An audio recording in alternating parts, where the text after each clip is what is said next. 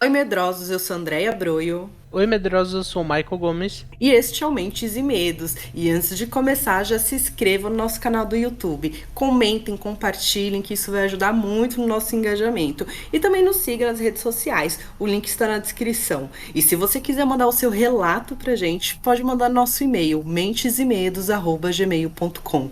E para apoiar nosso projeto com qualquer valor pelo Pix no e-mail, mentesemedos@gmail.com. E qual que é o nosso tema de hoje, Mal? O Museu Mal Assombrado dos Warren. É, quem não conhece, né, gente? Eu acho que todo mundo deve conhecer, já ouviu falar, já ouviu alguma coisa. Tem alguns itens que são super famosos, que a gente tem filmes aí, uma série de coisas na cultura pop. Então hoje a gente resolveu trazer aqui algum desses objetos mal assombrados que não foram tão mostrados assim, mas que também são tão aterrorizantes quanto os que foram. E a gente vai começar falando que, bom, o museu, ele é um pouco antigo já. Ele foi aberto em 1952, quando os Warren, eles fundaram uma sociedade de pesquisa psíquica lá em Nova York. E eles têm uma coleção, né, que eles foram adquirindo ao decorrer dos anos, das pesquisas que eles fazem. E essa coleção ficou cada vez maior com esses objetos amaldiçoados e assombrados.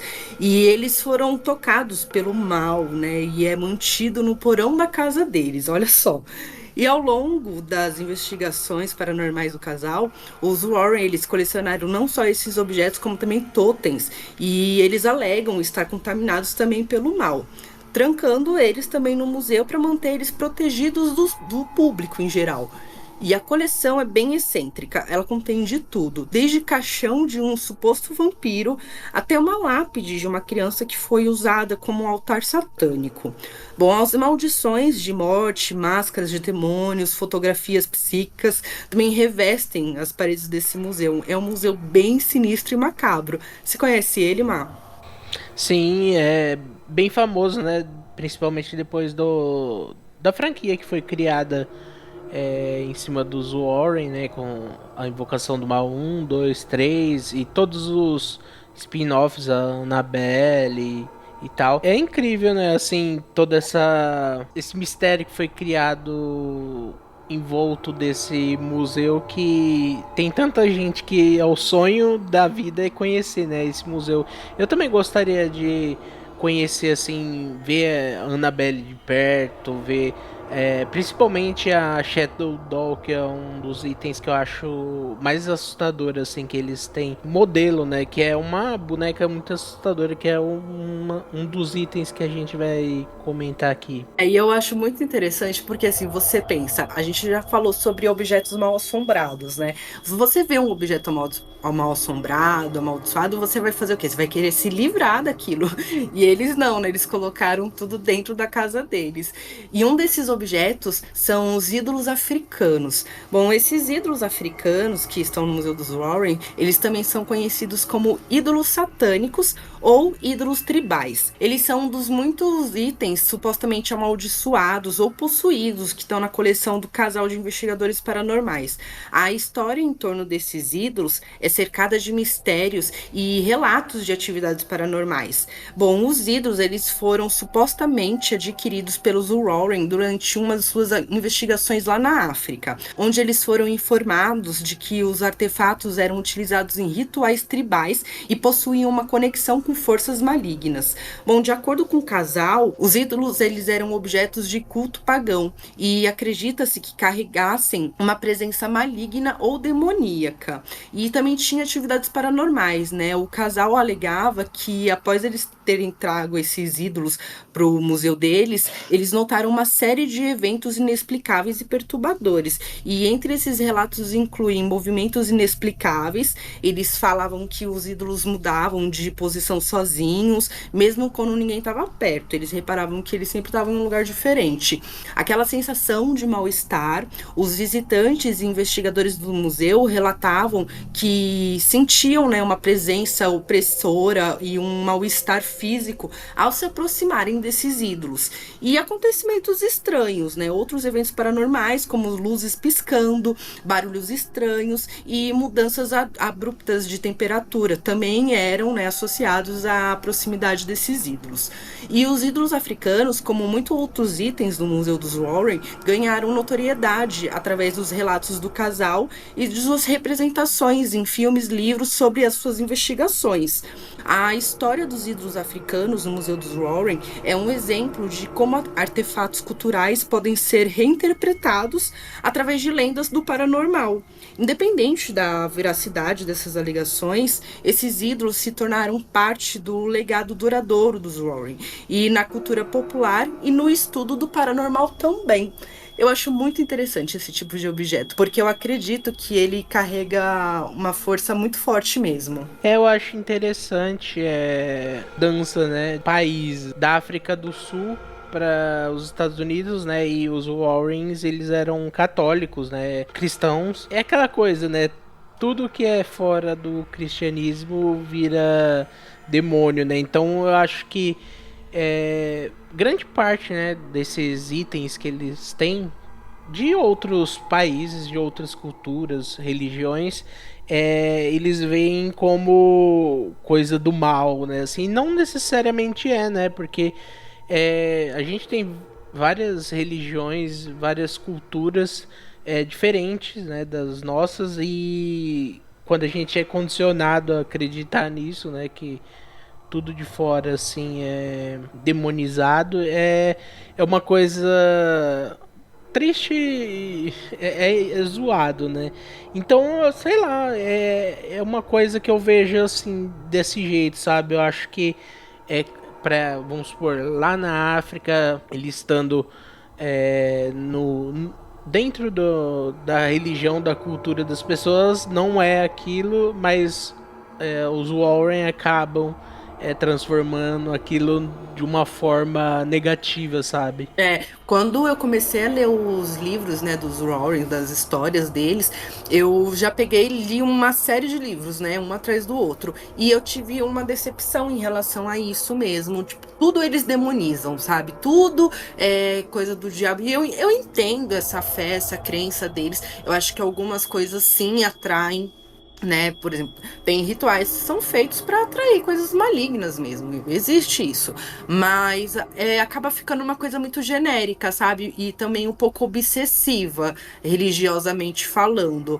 E então também é uma coisa assim que me incomodava um pouco eles ter essa visão de que tudo fora do cristianismo era demonizado e podia trazer esse mal, né?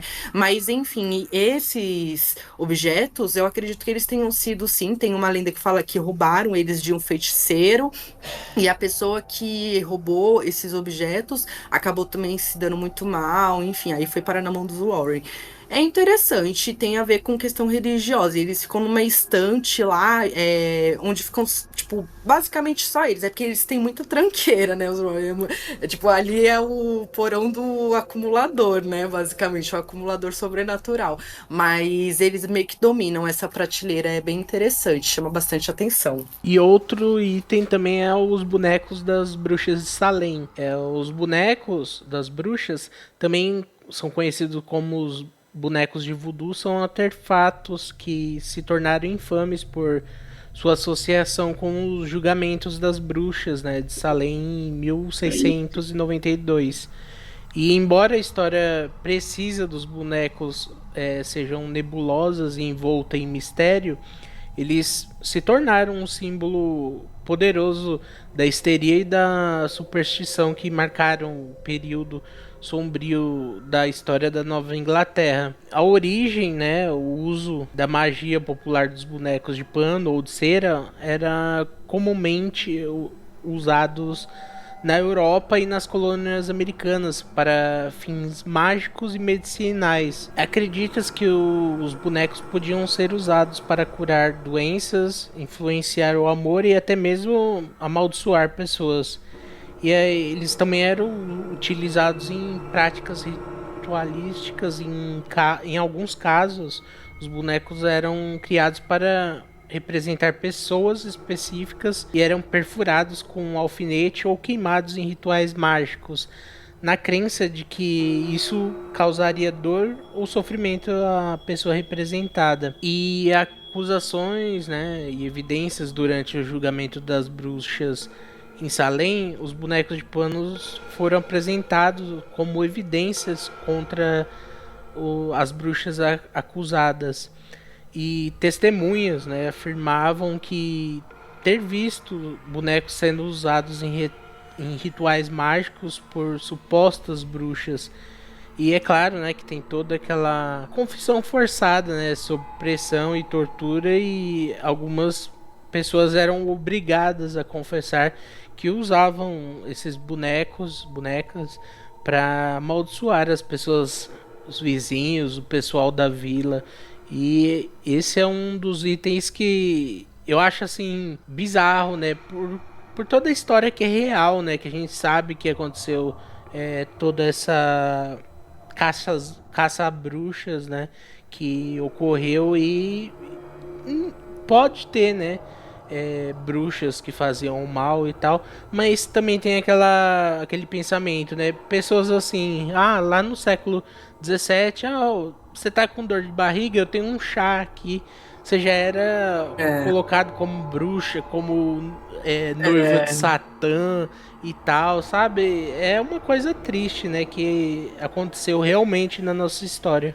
e ainda mais a gente tendo essa noção de que tinha esses puritanos, né, que eles pregavam toda essa obsessão religiosa, e quando começou essa perseguição, acabou gerando uma histeria, né, ali na população, assim, às vezes nem foi tudo isso que aconteceu, nem teve coisa de ritual, nada, porque até aqui a gente sabe as filhas desse puritano que acho que elas ficaram em choque, né, que elas estavam fazendo uma magia que a empregada ensinou pra elas, que não é nem magia, gente, era um negócio de premonição, assim, tão bestinha que você pegava a clara do ovo, colocava na água e a forma que saía, tipo, ia falar a profissão do seu marido, alguma coisa assim.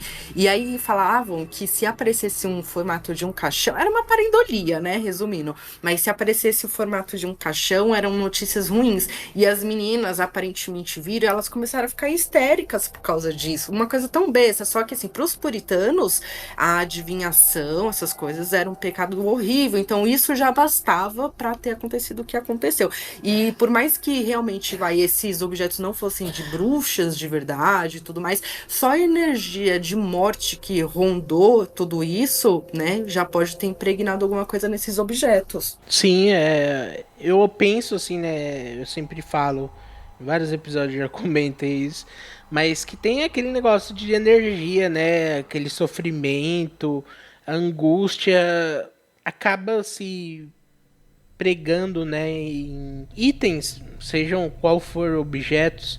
E então eu acredito bastante que possa ter, né, espíritos que não descansaram, que tem raiva, né, de tudo aquilo que foi feito, contra eles, contra pessoas queridas, e se aí agarra naquele item e fica tido como amaldiçoado, assombrado, né? Agora tem um filme que aí que mostra essa questão de usar esses bonecos mesmo pra fazer voodoo, né? Que chama O Feitiço, que é muito interessante, que mostra uma mulher que usa e ela fica o boneco, ela vai mexendo no boneco, vai colocando cabelo, pedaço de roupa, sabe? E o cara que tem, né, esse boneco de voodoo representando ele, acaba se ferra tanto, sabe? E tem essa feiticeira que fica fazendo isso. É lendária essa história, né, dos bonecos de voodoo, é bem interessante. E um objeto que eu acho que também pega muita energia são os livros. E tem até aquela ideia, quando você abre o livro, sai aquela coisa de dentro, aquela energia de dentro do livro. E eles também têm um livro lá, que é o livro das sombras. E ele é mais conhecido como o Necronomicon. É um dos artefatos mais intrigantes assim do museu dele, que também supostamente é amaldiçoado e faz parte dessa coleção sinistra deles. E esse livro ele é frequentemente associado a práticas de bruxaria e feitiçaria, sendo envolto em lendas e atividades paranormais de perigos espirituais. A história específica do Livro das Sombras do Museu dos Warren não é amplamente documentada em detalhes públicos, mas tais livros, em geral, têm uma rica história na cultura da bruxaria e do ocultismo. Tradicionalmente, um livro das sombras é um diário onde a bruxa e praticantes da magia anotam seus feitiços, rituais, receitas e outras práticas esotéricas. Cada livro é único e ele pode ser passado de geração em geração dentro de uma tradição o Coven, que é um grupo de bruxas. Bom, o Ed e a Lorraine Warren, eles adquiriram esse livro das sombras durante uma das suas investigações, mas os detalhes específicos de onde eles obteram a gente não sabe. De acordo com os relatos, o livro das sombras, ele é supostamente um dos itens mais perigosos do museu, e as atividades paranormais incluem os movimentos inexplicáveis também, que o livro muda de lugar, tudo lá muda de lugar, né? Impressionante. A sensação de mal-estar, abrir o livro, você fica com náusea, fica tonto, e eles falam também que tem acontecimentos estranhos, eles sempre escutam umas vozes sussurrantes e aquela mudança abrupta na temperatura. Bom, o livro das sombras, eles são frequentemente representados em filmes, livros, séries, programas de TV sobre a bruxaria e o ocultismo. Muitas vezes retratado como contendo conhecimento perigoso, proibido, né? Então, nesse contexto, no Museu dos Warren, o livro das sombras, ele é visto como uma conexão direta com essas práticas de magia satânica e bruxaria negativa, contribuindo para sua aura de mistério e perigo acerca do museu. Bom, independente das crenças pessoais sobre o paranormal, o Livro das Sombras ele permanece um item de grande interesse e mistério nessa coleção deles, né? E tem umas figuras bem interessantes nesse livro. Livro é uma coisa muito bacana, assim, né? Principalmente com o passar das décadas, dos séculos, assim. Imagina você encostar num negócio, folhear um negócio que foi escrito por uma pessoa há décadas, séculos atrás, e tendo nessa finalidade de ser uma coisa sobrenatural, uma coisa perversa, assim, que tem coisas com o diabo e tal, se você acredita, né? E deve ser muito louco, assim. Eu sempre, quando falam, né, de livros assim, desse tipo, eu lembro do livro do Evil Dead, que também é o Necromonicon. Eu tava pensando nisso agora também, né? Imagina, você acha um livro, aí você fala, nossa, que livro bonito, olha a capa dele e tal, aquela capa de couro. Aí você abre, pronto, lascou, né? Aí você ainda lê em latim a porra que tá escrito. Sim, e nossa, eu adoro, assim, eu não sou uma pessoa de ler, eu tenho muita... eu tenho um déficit de atenção que eu não consigo me prender a um livro, mas eu gostaria de folhear um livro desse, assim, não para trazer algo, para fazer algo, mas só para tocar, sabe, assim, ver em algo tão antigo e com uma finalidade tão macabra, né? Eu gosto muito de livros assim, eu sou obcecada, só que eu acredito nessa coisa da energia do livro, sabe? De você ler o livro. Tanto que eu gosto, eu compro muitos livros usados, mas depende do livro.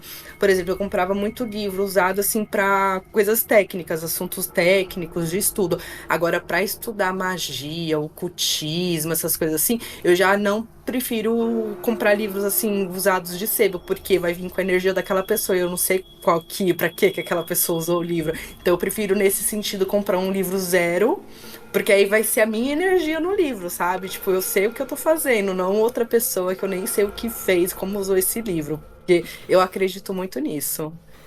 Faz sentido. E o próximo item é a cadeira do diabo, que também é conhecida como a cadeira de Juane. É um móvel simples de madeira com uma aura sinistra e um passado conturbado, presente no Museu dos Warren em Connecticut. A cadeira está envolta em um mistério e supostamente é assombrada por um espírito maligno. Sua história, marcada por relatos de terror e eventos inexplicáveis, atrai a atenção de investigadores paranormais e entusiastas do sobrenatural. A origem da cadeira do diabo é incerta, mas acredita-se que ela tenha pertencido a um homem que foi executado por bruxaria no século XVII. Uma lenda local conta que o homem amaldiçoado, antes de sua morte, teria transferido seu espírito maligno para a cadeira, imbuindo-a com um poder maléfico. E na década de 70, os investigadores, o Ed e a Lorraine, adquiriram essa cadeira após todos esses relatos bizarros que cercam essa cadeira, né? E os relatos de terror sobre essa cadeira, numerosas pessoas que se sentaram na cadeira relatam experiências assustadoras, como sensação de medo intenso, calafrios, náuseas e até mesmo possessão demoníaca. E também, Olha, né, tem movimentos inexplicáveis da cadeira e aparições espectrais e sons estranhos também foram relatados por visitantes do Museu dos Warren. Ó, aí já teve uma possessão, já foi um bagulho mais sério, né? Porque eu fico pensando, o espírito, quando ele vai entrar em um objeto inanimado, a gente costuma ver, né, pelo que mostram aí na mídia e tudo mais, espíritos entrando em bonecos. Aí uma vez eu até tava assistindo esses programas paranormais e eles tentaram explicar que os espíritos acabam entrando em bonecos, objetos assim, porque eles lembram muito anatomia física, sabe? De movimento, mais fácil para eles até ficar ali acoplados, porque eles já têm uma percepção de corpo. Agora, quando é um objeto assim qualquer, um quadro, uma cadeira, aí eu fiquei pensando, cadeira, ele foi esperto até em entrar na cadeira, porque a cadeira todo mundo vai sentar. Então, meio que a pessoa vai ficar abraçada pela cadeira. É uma forma de dominar a pessoa que tá sentando ali. Parando pra pensar assim, eu acho que ele foi até que esperto. Foi melhor do que entrar num boneco que vai ficar preso lá numa jaula de vidro. Essa história me lembrou até um filme. É um filme trash, chama Poltrona Assassina. Que tem um espírito na poltrona, mas que no final não é espírito. Era um homem que se enfiou dentro da poltrona. Nossa. É uma coisa bizarra, assim, mas me lembrou um pouco essa história. E você vê outra história de bruxaria, né? Pra variar. As pessoas, puta, elas demoraram muito pra cair na real, né? Bom, e seguindo, a gente tem um objeto que também é muito famoso nesse meio, que é o vestido, né? Vestido de noiva. Tem algumas histórias de vestidos assombrados ou de mulheres com vestidos específicos. E a gente vê isso no filme Annabelle Come Home, que o vestido de noiva aparece, né? E ele tem uma presença bem forte nesse filme. Bom, dentro da primeira meia hora do filme, a história por trás do vestido mortal, ela já é revelada. Quem veste o vestido certamente vai matar seu noivo ou as pessoas próximas, né?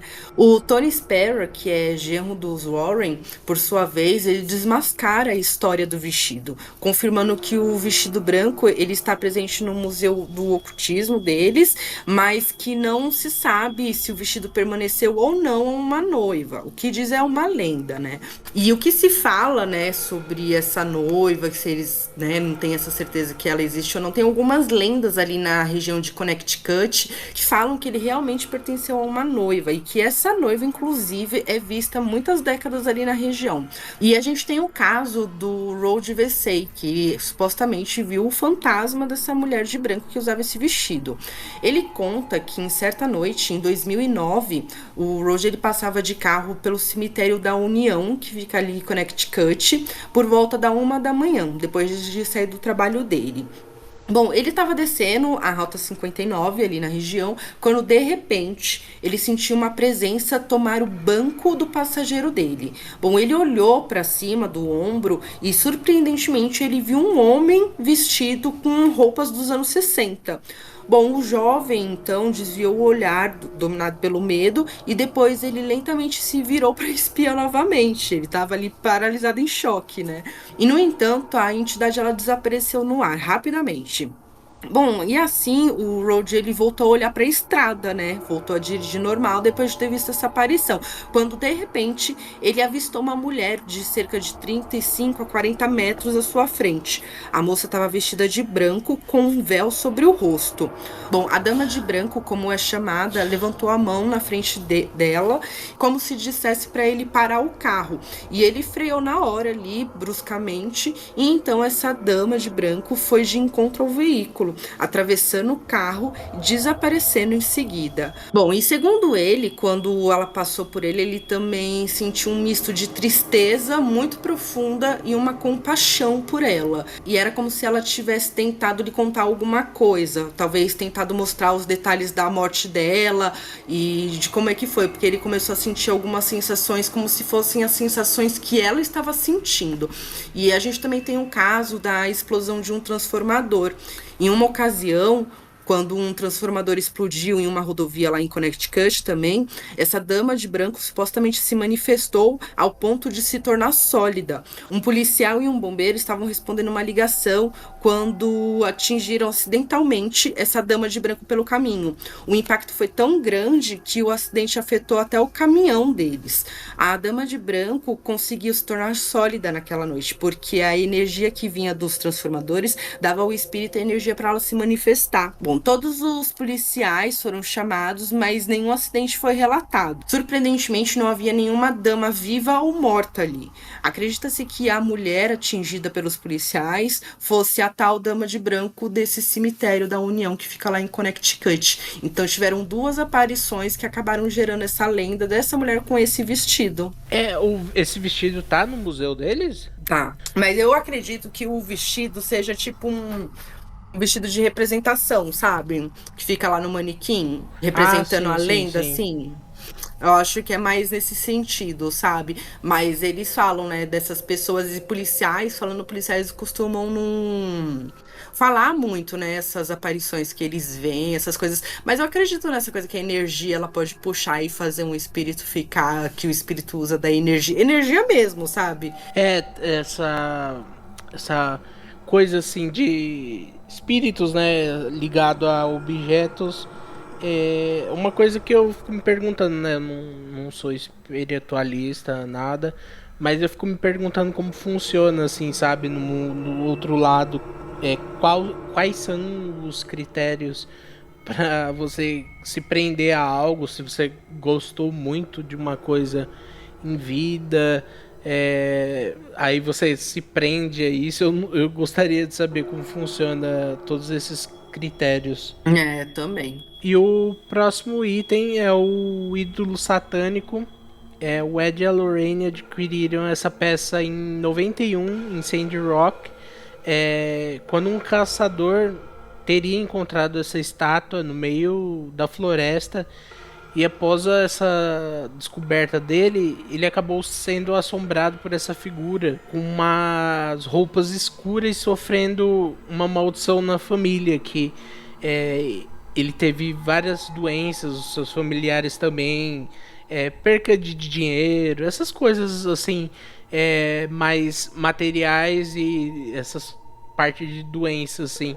E é engraçado que eu fico me perguntando, né? O cara encontrou isso, um ídolo, né, uma estrutura, uma estátua muito bizarra, assim, ela é grande, ela parece até um demônio, assim, como você queira chamar, assim, eu chamaria de demonião, assim.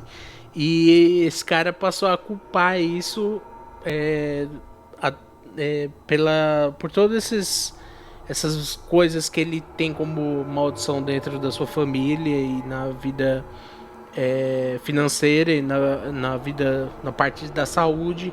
E é uma coisa que eu fico perguntando, será que não é de cabeça por ele ter encontrado isso e tal? Se É. É talvez porque é algum. bem estranho você encontrar um negócio desse no meio da floresta, né? Sim, e aí eu tenho esse lado cético, né? Eu fico me perguntando, será mesmo que isso tem a ver, algo a ver? O Ed e a Lorraine acreditam, né? Tanto que eles guardam lá no museu deles e tal. Mas é uma figura muito bizarra, assim. Se eu visse também, encontrasse, eu ia ficar com medo, assim. Eu gostaria que no cinema eles tivessem dado algum Explorado destaque para. mais. É. Porque eu acho que vale, sabe? É um item que daria pelo menos uma cena boa em alguma invocação do mal. É, porque, pô, é um diabo, né? Aí você fica pensando assim, ah, quem fez, não fez pra fazer isso de enfeite, fez pra usar em algum bagulho mesmo, não é possível. Você faz, e ele é feio, esquisito ainda, tipo, o cara acha no meio da floresta, eles deveriam ter explorado mais mesmo, até porque tem essa ideia, né, de que o diabo tem essa representação de que é ele que domina, é ele que faz o mal, né? Eles deveriam com certeza ter explorado melhor essa ideia deles. Mas é um objeto que eu acho bem esquisito mesmo. Eu jamais levaria aquela porcaria pra minha casa. Você levaria? Não, a não ser Não. para fins, né, como eles estão fazendo, assim, claro, né, acreditando que tenha algo assim, tanto que eles têm, né, padres que vão lá benzer o museu toda semana e sei lá, mas mesmo assim é um item muito bizarro de se ter em casa. É muito esquisito mesmo. Um outro objeto que é bem peculiar lá é o piano que eles têm. E a história conta que no passado tem um senhor chamado Phillips, que ele era pastor de uma igreja presbiteriana lá em Nova York. E ele comprou uma residência em Stafford, em Connecticut, para viver com a sua família. Entretanto, em março de 1850, alguns fenômenos paranormais começaram a acontecer no local. E tem o caso da família dele. E certa vez, voltando do culto, eles encontraram a casa toda revirada. Depois de organizar os pertences, Phillips mandou a sua família para o culto da tarde e ficou em casa para observar se algo a mais aconteceria ali. Surpreendentemente, ao descer as escadas, ele observou que na sala de jantar haviam 11 mulheres em total devoção, com bonecos de pelúcias vestindo roupas de sua própria família. A partir desse dia, os fenômenos se intensificaram e muitos testemunharam situações paranormais na residência. Dentre essas manifestações, objetos eram arremessados, ouvia-se batidas nas paredes e agressões físicas também aos moradores ali da casa. 8 anos após o início dos episódios, a família de Phillips resolveu se mudar. Muitos anos depois, quando os novos moradores habitaram a casa, começaram a presenciar fenômenos estranhos também. Assim sendo, contataram os demonologistas, né, o Ed e a Lorraine Warren, para investigar o local. Contudo, esses não encontraram nenhum motivo aparente para as assombrações. Tempos depois, houve um incêndio na casa. Entretanto, os objetos já tinham sido retirados. E eles resolveram oferecer então o piano, que era da família anterior que ficou na casa. E eles acreditavam que esse piano ele tinha algumas coisas que faziam as atividades se intensificarem. E eles resolveram então oferecer esse piano para o Ed. E ele levou então o objeto embora até o seu museu, mas ele não tinha nenhuma ideia real assim do que realmente esse objeto fazia, qual que era esse poder sobrenatural dele. E o genro dos Warrens relatou que certa noite o Ed ouviu o piano tocar sozinho lá no porão. Então ele pensou que alguém poderia ter entrado no museu, assim como o primeiro proprietário, né? E quando ele desceu as escadas para verificar, o piano estava tocando e de repente parou de tocar. Ainda segundo o Sparrow, esse fenômeno aconteceu umas 3 vezes enquanto ele estava lá. No entanto, após a bênção no local, né, que um padre fez, o instrumento parou com essas atividades sobrenaturais de ficar tocando sozinho. Eu acho bem esquisito objetos musicais tocarem sozinhos. Isso é um clássico, né, do terror, assim, em filmes e séries. Essa história me lembrou um pouco aquela da loura do banheiro que tem no interior de São Paulo, que dizem, né, que pegou fogo lá na casa dela quando ela já tinha morrido e tal. E o piano que ela gostava de tocar foi a única peça que não queimou.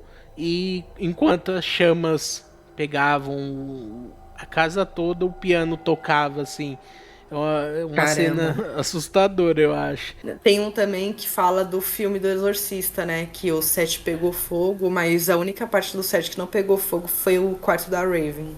Sim, e eu acho engraçado. Eu acho que itens assim mais tipo itens musicais, vai, o piano, guitarras e tal, eu acho que não sei, né, se isso causa mais desejo dos espíritos, das entidades quererem Uhum. ficar agarrada, porque é uma coisa que, vamos supor, você tá em vida, você toca violão, guitarra, piano, porque é uma coisa que você gosta, é uma coisa que te dá prazer. E Uhum. você morto, acho que é meio que uma lembrança da vida. Eu penso mais ou menos assim. É, não, faz sentido mesmo. Uma coisa que eu também achei muito interessante, eu não sei se você já reparou, mas tem muita coisa que acontece em Connecticut, né? Assim, é muito o relato, eu vejo muitas coisas de assombração acontecendo lá, muitos caça-fantasmas, sabe? Esses programas gringos, eles vão muito em Connecticut. Até falei pro Rafael, eu falei assim, se um dia a gente for pra lá, né, vamos em Connecticut, porque ali deve ser o ponto do sobrenatural, assim, dos estados que eu vejo, que mais tem, eu acho que é um dos que mais chama atenção. E é engraçado eles morarem justamente lá, né? Sim, é perto ali também de Amityville, né? Que tem toda esse caso sobrenatural e o caso também do assassinato da família inteira, que o Ronald DeFeo matou a família toda. E é só um, um estado, cidades ali ao redor que tem bastante coisas sobrenaturais. É, E aqui a gente não tem tanta essa cultura, né? Mas quem sabe? é. E o nosso último item, que é um dos meus favoritos, é a Shadow Doll, que ela é feita com ossos de animais e tem um único dente que é humano. Ela teria sido criada em um ritual e o criador dela diz que tirava fotos dela e que mandava para pessoas que ele não tinha uma amizade, assim, que ele não curtia as pessoas. E quem via essas fotos era amaldiçoado. E a maldição, né, que ronda essa boneca é que a pessoa via essa boneca, a foto dela, e essa boneca visitaria a pessoa num pesadelo tão horrível que faria o coração da pessoa que foi amaldiçoada parar. Que é uma forma de matar bem limpa, né? Não tem nada de possessão antes de acontecer alguma desgraça, assim. Eu achei bem interessante essa história da Shadow Doll. É outro objeto que eles não aproveitaram pra fazer filmes, porque ela é muito mais aterrorizante do que a Annabelle, gente. É uma boneca tão esquisita, até é uma coisa assim, sabe, de ficar olhando. Porque aí eu fico, meu, gente, aquele dente dela, credo, ela é muito sinistra, sabe? E eles podiam ter aproveitado. A Annabelle, eu não sei, eu não consigo sentir essa coisa toda que falam dela, sabe? Não sei, teve até um médium aí que falou que ele comprou uma boneca igual, mandou fazer uma boneca igual e chamou o espírito da Annabelle pra entrar na boneca. Não sei, eu não vejo isso tudo nessa Annabelle, mas essa Shadow Doll, gente, ela é muito sinistra, ela é muito macabra. E eu não duvido, não, sabe? Essas coisas de. É um tipo de magia, né, que esse cara fez, esse feiticeiro aí, mas. Eu não duvido, não sou crédula assim, ai, as pessoas ficaram amaldiçoadas, mas eu acho que dá essa impressão ruim mesmo, a pessoa pode ficar encanada, e a energia que o cara coloca, o objeto, ela é muito esquisita. Eu acho que é uma das mais aterrorizantes que tem nesse museu, sério. Tem tudo isso, né? Dela ser feita com ossos de animais e vai saber, né? Se não tem osso de gente lá também. Tem unha de animal também, de gente. Não, só de ter ossos de animais já é uma coisa esquisita, ossos e unhas, né? Um dente humano. Pô, de quem é esse dente? Né? É, Vai saber. Ai, é muito esquisita a cara dela. Ela é cheia de prego, assim, talhado nela, né? A cara dela, ela traz uma coisa, uma sensação ruim, sim. É muito esquisita, é muito sinistra. Eles deveriam ter aproveitado, é uma pena. Espero que no futuro aproveitem mais. Quem sabe, né, no próximo filme, no Invocação do Mal 4, não tem uma ceninha com ela, ou dizem, né, que vai ter uma série que vai ser vai se passar antes de todos os filmes, quando os Warren eram jovens, e quem sabe, né, não tem alguma coisa com a Shadow Doll. Mas o fato é, né? Eles se deram muito bem com esse museu. Eu acho que foi uma ótima ideia. Eles, na época, né, que eles estavam vivos, eles não deixavam as pessoas ficarem entrando no museu, né? Eram pessoas bem específicas que tinham essa autorização, justamente porque eles falavam que era tudo amaldiçoado, não podia encostar em nada. Tem até vídeos, documentários mostrando a Lorraine falando claramente, não encostem em nada. E eles foram praticamente pioneiros, assim, nessa questão de fazer esse tipo de museu. Hoje em dia, a gente tem outros museus lá fora. Tem o Museu Itinerante do Paranormal e Ocultismo, que é uma van cheia de objetos paranormais que as pessoas, eles param em locais estratégicos, as pessoas podem ir lá visitar.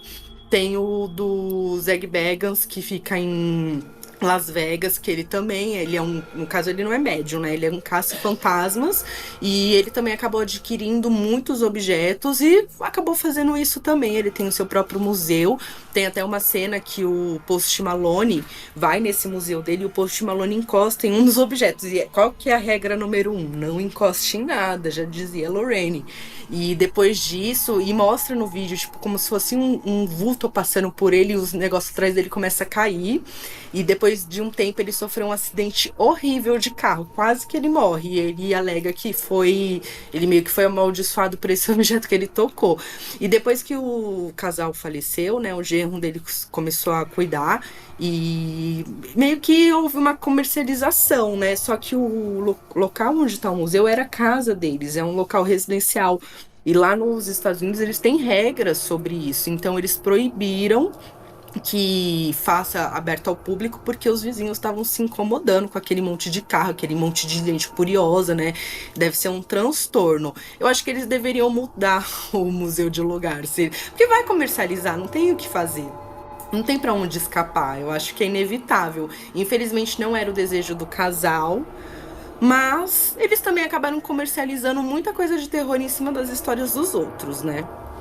Sim, isso é normal, assim, ao meu ver, sabe? Tem que comercializar mesmo, tem público pra isso, tem pagantes, então eu não vejo problema nenhum, sabe, assim. E bom, desses filmes, né, da saga e dos Warren, o que eu vou recomendar que mostra mais o museu, que eu senti mais essa coisa de você ver ali, sentir mais essa vibe sinistra do museu, é o Annabelle 3, que mostra a história da filha do casal, que ela tá com uma babá e a babá ela perdeu o pai. E ela entra no museu e ela encosta em tudo e muita coisa acontece. E aí tem alguns objetos que não estão no museu, que estão no filme. Alguns eles adaptaram e outros realmente aparecem e estão lá no museu de verdade. E é um filme interessante, você consegue ver mais essa atmosfera e ver essa coisa sobrenatural do museu. Então, Annabelle 3, daí para vocês assistirem e verem mais esse universo sinistro dos Warren. E é isso, Má, mais alguma coisa para acrescentar pra gente? Não, só gostaria de agradecer quem ouviu até agora. Muito obrigado e até a próxima. Gente, até a próxima. Tchau.